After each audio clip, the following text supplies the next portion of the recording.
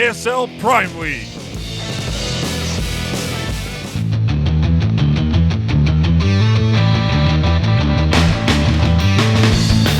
And we have our second series of the evening.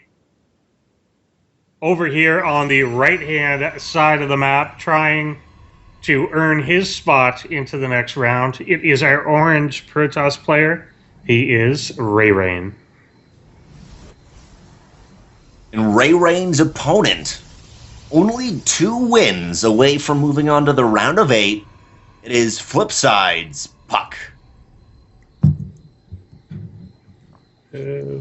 This is an exact mirror of what we saw in Match 1, Game 1 between puCK and Spellsinger. puCK going for a little bit more of an economic opening, the Gate Cyber Nexus, I think it'll be, while his opponent RayReign is totally... Actually, I take that back. puCK will be doing the double Gate, while his opponent will be doing the opposite. So flip of that. Flip of what I just said. PvP is too annoying to look at the top left production tab. It's hard. It's hard, man. And You can read. It's so much harder in this expansion. I'm used to just expecting it'll be the same until about 7 minutes. But no, man, the 1 minute... really, once the first pylon goes down, it's different. Yeah. You can see what... You can just see anything. You could see a Twilight Council and be like, I thought you needed Gate. Like, nope, don't anymore. Exactly. That would be really funny if you could. Speaking of Twilight Councils, there it is. RayReign, I like this game, or this game kind of starting off more than the previous 2 we've seen, because they're both opening up very aggressively. Now, in the previous 2, we didn't see too much damage, just heavily inflicted early on. But it's still, this is a complete change-up. Both players are going to be butting heads, and we'll see who comes out on top. The Twilight Council of RayReign is going to be a little bit quicker. It looks like, though, I kind of feel like he's going to be... Actually, he's pumping out Stalkers, but I'd kind of say maybe Adepts. It's a weird how do Stalkers counter Stalkers and how do Adepts counter Stalkers in Adepts kind of early game. I think the edge... You could say Adept versus any unit, and Adept is the correct answer. Those win. But we would be wrong, because as the lovely stream can see, it's going to be a DT opening, which can happen... I think at like 5 minutes. Actually, I made a big graph of this. We'll see whenever it finishes. Yeah, it's got basically this It time. can be done before 4 minutes. Yeah, this is a pretty good one. Just know though that the natural base is down for RayReign. That may not factor into it though. He could have like thrown on 3 gates on the back of this, and without doing that, just made like a huge DT all in, which may do decently. There is currently no robo for puCK, not even one on the way, and right now, what this looks like to him is just like a economic build banking off some early Stalker defense, which it is clearly not. Down here in the back, trying to turn these pylons into super warp in points. Super warp in points. I like that. I like that a lot. But this natural base, though. Yeah, he's probably going to have to warp in the DTs defensively. He's not though. There's a DT. Yeah. Well, he put the gas into an Immortal, not DTs, which I think he probably could have just negated this entire attack. Albeit he would not have been able to do damage, but I think he could have. I think his natural could have survived. He's only on 1 gate though. Probably, but he knows there's no detection back there. He must know that. So I think he's gambling like, okay, I'll lose my natural if I can hold my main. This DT is eventually going to win or do so much damage that I'm going to be okay. I think that's what he's banking on, at least. And the DT comes into the main base here now and attacks a pylon, trying to prevent this observer from getting out. And usually it would be able to get out, but Chrono Boost sucks. It doesn't even make any sense. By the way, while all this happened, Blink just finished up for puCK, and there's the pylon. There will be no vision. It's all going to be up to this Sentry Force Field Micro, but puCK needs to make something happen. He just teleports out. Yeah. He had Blink done, and I totally expected the second Blink to be done to blink up and try to snipe the Immortal. That won't be the case, though. There's the Observer. The defense, 4 workers went down. That's allowed his opponent which is RayReign, to retake his natural base, and now he's got 2 Immortals. With a couple Stalkers mixed into this force, this will be very potent versus the purest Stalker of puCK, and puCK is only on 1 base. No looks, at least doesn't look like he's going to be taking a natural expansion anytime soon. Nope, DT goes out to meet this army. The observer lagging behind. It was just a high five. It was just a little high five. He didn't actually want to kill anything. What's up, dudes? Yep. 2 Immortals here, and with the pylon finishing, will help out. Again, you have the issue of before, if the Protoss, or at least one of the Protoss' players, got blink really quickly, they could blink in and snipe the Immortal. Yeah. But I mean, that just doesn't happen. Yes, it's only 2 seconds or 200 damage. Actually, maybe 3 seconds. No, it's 2 seconds, 200 damage. Still, though, once that happens, all the other Immortals, all the Stalkers, are going to be able to hail down on puCK. puCK will manage to get out, gets 2 kills, gets a pylon, and if RayReign is not careful and does not remake that, or station an observer there, that is a very scary position to have things blink up to. DT going back into the natural base of his opponent. There is an observer over there, and an adept warped in to try and deal with him. But he's just going to leave voluntarily. You know what's interesting about that is that, just thinking about it, adept A move versus DT. A DT is a light unit. Yeah. Now, I can't do it off the top of my head, but I'm really curious how that would actually come out to, because a DT doesn't do any extra versus light. It just does a solid 45 damage, period. So I'm kind of curious if you could, how many you need to warp in, knowing those exact numbers to say this defends this. For now, though, defend is natural perfectly. Let's see, it's 180. It would be 4 swipes from the DT. So the DT would win. Yeah, versus one-on-one. DT should win, but that's assuming no adept micro. So adept's going to get 1 shot off as he comes in, and then even if he just stands there. So yeah, with any micro, I think the adept wins for sure. Yeah, especially with this slight. Yeah, no, you're correct. Yeah, especially with that speed, but. Yeah. You know, for now, the game started off very aggressive and just went into a mediocre mid-game. Neither player really has the economy to push out and do a lot of damage. We do see RayReign, yet normally at the 8-minute mark, we'd see a lot more than what he currently has. Both players took early damage or expanded late, and now are kind of into the situation where it's not truly wonky, but it's still a little bit awkward of a play. Yeah. You don't know where you are at in terms of with your opponent. Yeah, where you at? Yeah, they should ask. There should be like a scan for Protoss that just tells them where they're at. Or like ask, like Lifeline, ask someone in the crowd, hey, where is he at? Yeah. That'd be great. You got 3 text messages per game. But you have to be text messaging while you play. You can't pause it, so you can just like go out. You got to have a lot of APM. Guys, there is a disruptor at the top of this ramp for puCK. Mm-hmm.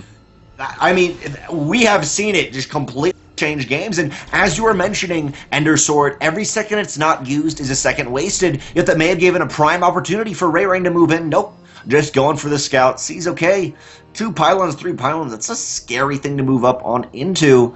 Yeah. I don't think RayReign, he can hold the contain, but if he's not careful about it and doesn't reinforce, he may very well lose this army.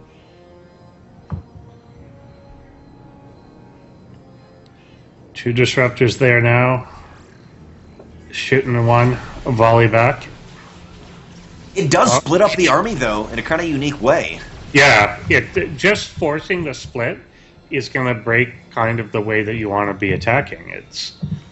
And it just makes those units, whether they die or not attack for a bit. Or the funny situation where your opponent was 100% clumped up and they're like, hey, I got a concave now. What do you know? Thanks, dude. Off the back of this, we do not see any disruptors. Disruptor does get one. Yeah. Out the back of this, we don't see any disruptors for RayReign. No. Both players will be kind of just staring each other down. The Adepts of puCK, he may be able to get a really nice position on his opponent. Adepts go to Logon, though, and they could have sniped so much. Yeah, those they Adepts had actually taken that. He was almost setting up for a flank here, but RayReign is just backing up. He's got his third completely established. Yeah, RayReign. We should just call him RayReign. That's that's what I've been thinking from the start. This player is literally who everyone shouts out to.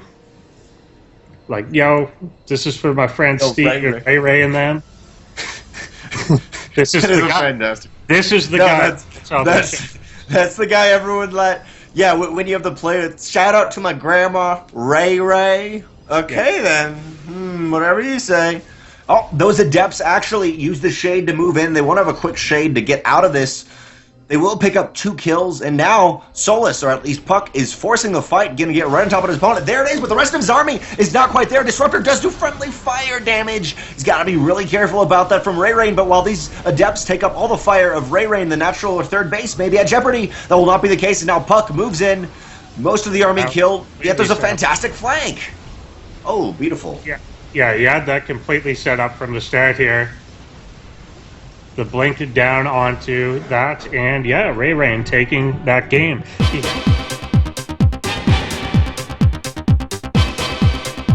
You can tell it's Laralackiness just as soon as you look at it. Up here on the top right-hand side, I want to give a big shout-out to RayReign and them. He is the Orange Protoss player, RayReign. And his opponent, top left-hand corner, sadly does not have the support of RayReign and Joey and Uncle Foul. Uncle Foul. I don't even know what Foul is, but from Flipside Tactics, it is puCK. What did you just say? Sorry. There's always a Big Steve. Yeah, there's some adjective for each person. Yeah, you got RayReign, you got Joey. You know, Lil Carl. No, Lil Carl doesn't even work. Big Steve definitely is a perfectly viable name. And then you can have Little Steve, but because of how nicknames work, you actually don't know who's bigger, Big Steve or Little Steve. I think either way, they're big guys, though. Yeah. Like, either way, whether it's Lil or Big Steve, they're big guys. Yeah, exactly. Or they're a rapper. They could just be a rapper. Lil Wayne is little. I don't know how any of this works. But then his name's not Wayne, so it doesn't make any sense. I don't know. The world StarCraft is a much easier world where you make up fake names and they just kind of work out. True enough. Except for that one guy named Bob, whose real name is not Bob, and you're just like, I don't even know why you exist, quite frankly, good sir. We do see a gigantic deviation, as all you guys can see. puCK going for the early natural, while RayReign opening up with double stalker, and this is something I'm very curious about. As I've told Ender, I can do double adept out of this on a 2-player map and just completely decimate my opponent. Even if they've gone, or even if they have 2 bunkers up, you just shade by them, and then with 3 to 4 adepts, okay, with 4 adepts, you will kill 8 Marines in 2 bunkers, so can't good the bunker, but it's still kind of, why not make the adepts? He's doing they don't even cost as much gas. So he's giving this another shot. It did kind of work. Actually, I mean, it did work the first game against him a little bit, but it didn't. So he's going to try it. There's a lot of pylons here. We've seen this exact scenario actually in PvP before for ASL, and just cancel a number of them. I'd actually say the reason you do Stalker is to fend off the Mothership Core because of the photon overcharges when you're both going Pylon. If you're not doing a Pylon rush, then maybe Adepts. Just both going into the main here. Where did the Mothership have to take the long way around? The Stalkers are not going to be able to come back down. One just dies to probes. The other one now surrounded. The Stalker Nightmare is being chased by probes. Sadly, only 11-second photon overcharges. Yeah. Still there is a couple, but just imagine if that was literally do double the damage almost. If it was truly 21. So it would be dead, essentially, is what we're saying here. Pretty much, yeah. Like, yeah, it still could be dead. This is a type of build where I think that's the case. Someone just figures they made the build up and they haven't quite adapted it. Because he's going to need another one after this. He'll be close to it with the Mothership Core, but they may be able to shut it down by then. Yeah, and just think from the last patch, that would have been a dead Nexus. Mothership Core does go down, but it's not quite as big as it is in as it was in Heart of the Swarm, because it does start off with 25 or 50 energy, and it's 2 photon overcharges. I thought he was going to try and snipe this actually with the adapts themselves. Transport. I mean, you could. Yeah. Adepts only do 10 damage when it's not light, though. So yeah, it would work if the Mothership Core hadn't died. He could have used it to buy time, but with it dead, it wouldn't be worth it. Overall, yeah, just a 2-worker difference. But now the warp gate is done. Oracle coming out now for RayReign. I'm going to nickname the Oracle Big Steve. This is Big Steve, guys. Big Oracle at home. We'll be going in for the kills. It just throws itself at things and they die. It squishes it. We'll see if that's the situation. RayReign, Stargate Robo against puCK. Sadly, no Stargate for him. Neither a Robo yet either. That all really weirdly rhymed. We'll see, though, how that plays out. He won't be able to do quite as much economic damage. RayReign, though, definitely looking for it. And there's a nice photon overcharge. It will, however, kill an Oracle if it's not careful. That would suck if they nerfed it and you just A-move it and it doesn't kill it. That would not be good. That would not be good. But, yeah, the overall nerf to it certainly makes it a lot easier to live and then just go back in again. He's moving down to the natural here. Stalkers are out, and they're going to try and just run directly under him. You always got those couple seconds where you're like, oh, will he notice? Will he notice? I could be underneath it. Now, Oracle does get away, and now it's sort of stabilized. They've sort of stabilized. I'd say RayReign is actually slightly ahead. We'll have to see how that actually plays out, though. Not even economically, but his Robo, his Stargate was much faster. He was mining for a lot longer on his natural. I feel like overall, maybe slightly. Not too much to affect the game, but if you're really that guy who's like, oh, this person's ahead, no, this person's ahead, I think that would be the situation. Although, puCK does not want that to be the situation. Warp Prism coming out. Shield upgrades for both. Shield upgrades of puCK slightly quicker. This could be a devastating Adept Warp-in where like your mineral line just evaporates. Yeah. Definitely can be. These games can turn quite quickly now. The Observer taken out. There's a nice Phoenix Scout. It may indeed see that Warp Prism. Doesn't quite do it. At least it will scout the natural. Gates. Yeah, and he sees so many gateways there. I think he's going to know a Warp Prism is either coming or already out. Either way, it's aggression. You spot the gateways, and that's good. This game is one of the first games where puCK has really used a lot more Adepts, and yeah, Oracle will pick up a couple more kills. Overall, actually, that's a lot. RayReign has killed 19 workers. That's a pretty nice amount. But this time, we'll see how good puCK's, at least, aggression with the Adepts. I was saying he hasn't used the Adepts just in the early, okay, I'm going to push you with Mass Adept. And now we'll see how it works out. The Shade Peak. Generally, if you truly were doing that and going to commit, you just hang on top of the army. That's when you know they're about to commit, and you're like, oh, crap, what do I do here? There's gonna end up being so many maneuvers there that you could do with the depths and force fields. Like I was actually thinking. Well, what I was thinking is, what I was thinking is maybe if they do jump on top of your army, you just force field yourself into kind of a couple halves. But then again, your Zealots wouldn't be able to attack. So why do that? I think I'm sure there's something you could do with force fields to do something. For now, though. The Adepts first of RayReign will enter into puCK space. We'll see how puCK, though, does his aggression. This is what I meant. Yeah, this is what I meant. Do you go up the ramp with your entire army? Or, yeah, and now he's all of a sudden force fielded out with basically everything. These Adepts are just going to rain down terror. The immaculate and beautiful thing about RayReign's defense was the time warp. He needed to buy himself time. Yet on the same time, RayReign has killed 11 workers. Sorry, not 11 workers. RayReign has killed 10 more workers on the other side of the map. Shades do thankfully go through force fields, though, and RayReign decides not to commit to his main to do damage, and this has gone remarkably both ways, but puCK is down a couple workers. Yep, for sure. That force field was not complete, but Adept's getting on, but they are outnumbered here. puCK is picking everything apart.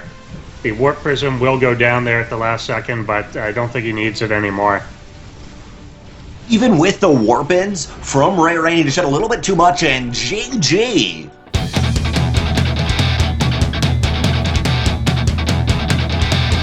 Welcome. The last game in a best-of-3 series. That means it's 1-1, and the man evening up the score last game in the top left-hand corner from Flipside Tactics, it is puCK. It sure is. It sure is. And this map definitely made for an interesting match last time. Down here on the bottom right-hand side of this here map is our orange Protoss player. He is RayReign. We were just commenting on Adepts before we got into this game, and one other thing to kind of talk about is because they are a core unit, you don't have any inclination they're going to hit you, which is one thing I also think about during the game. It's not like you scout them. It's not as facing a Zerg, you scout them and say, cool, they got a roach horn down. They're probably going to get out some roaches or hydrates. You have gateways. It could be one of anything. So there's nothing preemptively telling you. There's nothing that you can actually prepare beforehand to say this counters this. They could easily say, oh, you just went mass, whatever counters Adepts now. I'll just counter that. So it's a thing that in the whole idea of StarCraft 2 is countering your opponent, and with that it's the time of scouting, and it just you don't need to scout them because you can assume that's what happens, but it doesn't reward you for scouting, which the rest of StarCraft 2 does. RayReign going for the Nexus block there, as does puCK on his side of things. We talked the other night about how this is just so cost-effective in Legacy now, because almost always your opponent's going to want to do this expansion fairly early, and denying them that ability. Pretty hard to not have it good, yeah. Same thing with Engineering Bay. Anytime there's a Terran, exactly. Why not? And you can cancel it. Your SCB could get out alive. Like, why not? Deny that base. puCK, for now, I think making the smart move, taking his third base. He knows he needs the economy. That does kind of make the Mothership Core have to make a decision. Do I hang out at the third or my main? Which could prove disastrous depending on how aggressive RayReign is going to posture in this game. We'll see. He's moving out, and it's only got one Stalker, so it won't quite be able to negate the Mothership. It's still, we'll see how aggressive he intends to be.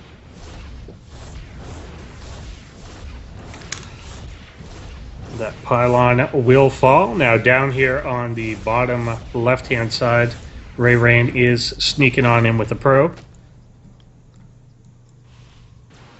The Nexus of puCK is about a minute faster, but that is a 400 mineral investment. We'll see if he can defend without those 400 minerals. I love this early push out. You used to see it Heart of the Swarm and very early like Wings of Liberty, but then people stopped doing it, and then now in Legacy of the Void, it's just completely reimagined. Yeah, and here comes this pylon little push again, and now that this is farther away from the main, as you're saying, it's going to be harder to defend. There's also no pylon left here for a photon overcharge to go down, and I think puCK is just going to sack this. I agree with you on that. One thing I'd say for RayReign is maybe not to photon overcharge both the pylons, because potentially puCK could like have 4 gates back at home or somehow. Yet on the other hand, yes, he committed 400 minerals, so probably not. Still though, you could have maybe done something with this. Now, all this does is provide an even better place for RayReign to push off of if he wants to. He will just go back home, and one hand 400 minerals down, a lot of time building. RayReign did commit 2 pylons into it. So, not completely just, okay, you lose because you lost your first Nexus. It is a little bit kind of a gray area. Yeah, puCK trying the counter-aggression there, but instantly cancels as all these Stalkers were back. Mothership Core actually wandering in. I feel like the pylon photon overcharge. Oh, this mothership core actually has to be very careful. It may have to. It's gonna have to. It's going to have to. Yeah. Oh. Barely. The shots even go to where it was, but I feel like if we were in Heart of the Swarm, and if someone was like before Legacy of the Void, oh, you're gonna be able to photon overcharge pylons. Everyone would be like, oh, you're crazy. Yeah. What are you talking about, you idiot? Nope, nope. That is definitely a viable solution. puCK off the back of this, going into Twilight Council, his preferred just you fall back onto it. A lot more of the Korean meta as Protosses really revolves around just getting Blink as a utility and not like a Blink timing, which puCK always does beautifully. Yeah, charging right up on the army here. We'll get that last Stalker. And supplies overall quite even here at this point. Even the economies within 3 probes of one another, which, given how we started out, seems almost odd that the third base could come up and die and still end up the same thing. And it's the 6-minute mark, by the way. Yeah, exactly. Yeah. We're seeing a big deviation. Shield upgrades for RayReign, but the majority of his army is Stalkers because he already has Blink. Blink, not quite as fast for puCK, though, and he will take a lot of damage, actually, from this. Tries to snipe an Observer. Because of that, I think he's going to be pushed back here, and a Pylon destroyed for his forward, maybe Photon Overcharge point to fall back on. Yeah, he's trying to get as much damage as he can here now, but we'll lose that whole group. Even the Adept is going to fall. He could have at least gotten out of there, but... coming back, we'll have to fall on these photon overcharges as well. No, man, that Adept, one of the sad war stories where it's like he always regretted not dying with his brother, and even though it's very sad, it's still dang unit's not doing what you want him to do. Now, the big issue, RayReign could have actually force fielded off, maybe if he wanted to. Yeah. Still though, puCK, 6 going Stalkers after the Cyber Core, he's going to force him into action. The Blink will finish, but the Cyber Core does die. The Stalkers he has... Oh, the Immortal! Has. Oh, there's one other pylon right there. Yeah. All RayReign has to do now is just blink down, and he's just pulled... He's actually killed 5 workers, just blinking on the low ground. There is the Immortal out. The Immortal's going to go for maybe a flank, but... No, I know what he did. He had it all selected, and he target-fired... Yeah. He target fired the below part of the cliff. Thanks for watching the video. Please subscribe to support the ASL by hitting the button now.